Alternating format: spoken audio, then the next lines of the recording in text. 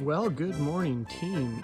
Today is brew day. This is going to be my first time ever doing an all-grain brew. My friend has lent me his Grainfather G30, and I got a little bit of a recipe. Basically, my take on a smash pale ale. It's going to be straightforward. The grain bill, we've got about 4 kilos of Maris Otter and maybe a little less than a half kilo of some Cara 45. Hopefully it's going to add a little bit of color, a little bit of foam, a little bit of malty flavor, and then straightforward hop additions later on during the boil. Just 3 periods of some Zeus. And yeah, we're going to see how it goes, and I'm going to keep you updated as we move throughout today. It's a great day, and it's going to be some great beer. Okay, now time to start the grind, and as I mentioned, primarily Maris Otter, popular British malt, common in IPAs, a little bit of Cara 45. Hopefully it's going to add a bit of caramel, toasty flavor, and increase foam retention. So let's start grinding.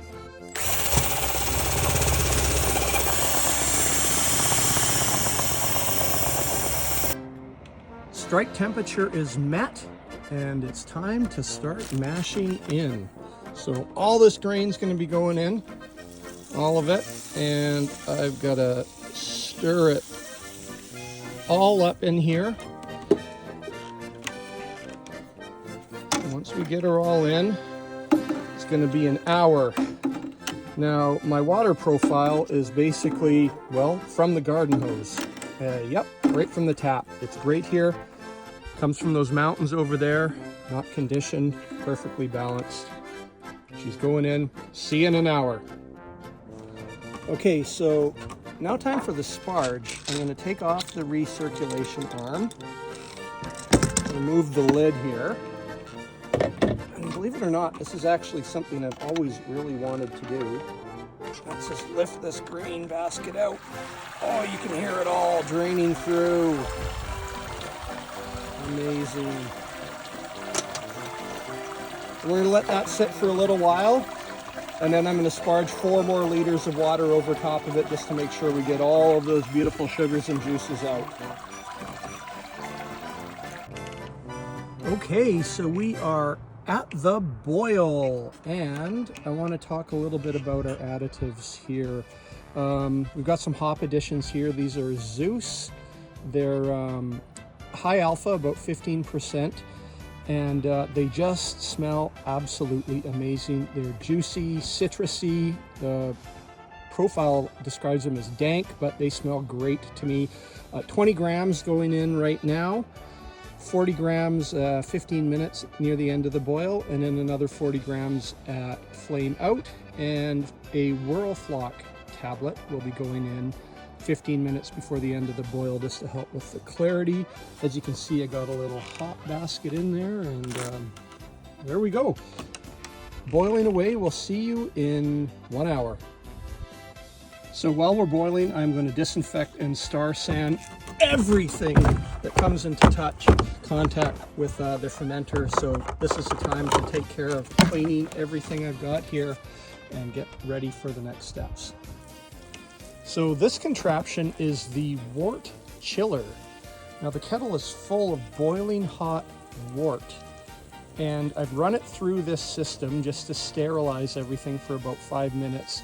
And now I've just turned on some cold water, bit of a leak, and that cold water is circulating around the wort as it circulates and pumps through this chiller, and eventually is going to bring the temperature down to something where I'll be ready to pitch and put into the carboy. So that will be our next video here.